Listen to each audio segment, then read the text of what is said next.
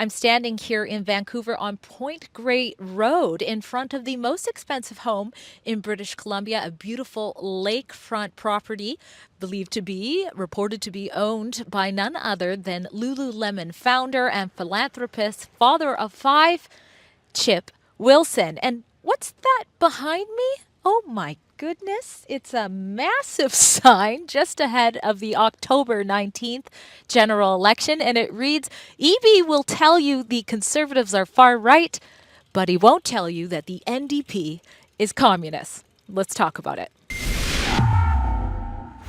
Now, the sign is turning some heads, especially in the political scene, like I said just before the election. And you should know that Vancouver Point Grey is the riding of the incumbent Premier David Eby. That's right, he's seeking to be reelected. I wonder what Chip Wilson thinks about that. But here is what David Eby had to say about this sign going up. In a statement to CTV, Eby says, I know when you are so rich that the Red Hot Chili Peppers play your birthday party, it's possible to lose perspective. I would just say to Mr. Wilson, people are struggling out there, and we need to provide support to them. And I respect the work that he's done in creating companies. I think that's great. But I don't regret raising the taxes on his $80 million mansion. But is that true, what Eby said? Is Chip Wilson really that out of touch with the people? He was born, his parents, one was a gym teacher, the father, the mother was a sewer. And if you listen to his stories, he says that his first business wasn't even successful. He focused on athletic wear for triathlons, and even there was a financial struggle in Lululemon. He says the first 2 years he didn't even meet payroll, something I'm sure many business owners, especially struggling business owners, which is becoming more and more the thing in Canada, including British Columbia, can probably relate to. Here's a clip of him being interviewed by the Canadian Taxpayers Federation. Take a listen. So much of the taxes that have been put on have gone to social programs. Meanwhile, what's not happened is that we've built all these condos everywhere and we don't have big enough sewer pipes. There's not enough infrastructure underneath. Basically, this is what a left-wing government does. They do all their social programs and they leave the city to decay. Now, I'm here. It's a busy street, very athletic. There's lots of people running and riding bikes, perhaps wearing some Lululemon. I'm going to try to talk to them to see what their opinions are. Who are they voting for? Do they agree that the NDP party is communist or not? And I think it's just kind of a fun report, especially since this is, as I said, the socialist leader of the NDP, David Eby's riding himself. Can I ask your thoughts on the sign there? Did you read it yet? I did. And what do you think about it?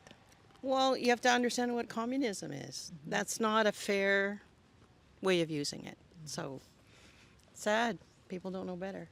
What's your opinion of the sign? Have you seen it yet? I think it's great. You think it's great? So you're voting Conservative? Oh, you bet I am. What made you decide to do that? Well, quite honestly, I don't think the NDP particularly has done anything but been communist through this whole term of theirs. So, and I personally don't think much of EB. So there you are. What's your opinion of the sign? Have you read it? I just read it, and the NDP are not communist. They're not communist. Have you made up your mind for the election? I live in Nelson, BC. I will be voting green. You'll be voting green? As will I. Okay, how come? Because the world needs to change. None of these parties are far enough away from anything. And so what do you think of the sign then? First of all, people don't know the difference between communism and socialism. As a scientist, that really annoys me. People don't know the difference. And as for the NDP being communist, I wish they were just even a bit more socialist. Forget even being communist. But this is what the rhetoric is the right wing have been trying to use in the U.S. here, saying that, we're not the ones who are far right.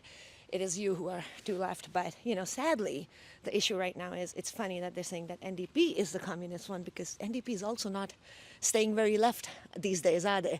They're getting center and center right with their involuntary care, pushing against climate, approving LNG and fracking. So I would say, given all the money he has, he could have hired someone to do a bit more research and put stuff out there. Are you happy with how British Columbia is? No, never.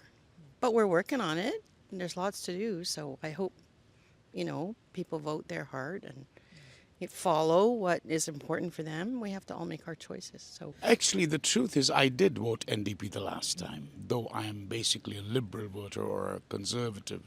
But I did vote NDP the last time.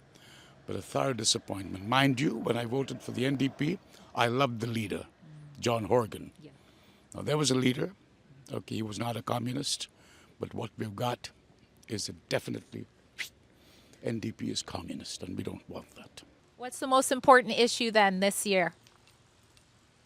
You got an input? I don't know. You got us on the spot. Well, I would say homelessness. It really is. It's the most important issue. Do you believe the Green has the best answer for that? I believe that they're probably the only ones thinking about it. All right. Willing to make some drastic change. Be it liberals, be it NDP, be it the conservatives, they're just playing power politics. They want to stay in power. EB is so desperate to keep on to his premiership, he's not even attending a single debate in this riding. Now, aren't you the MLA first of this riding? Should you not be there? Should the people not be hearing your voice? Come debate us. At least the conservative Paul Ratchford's showing up, but where's EB?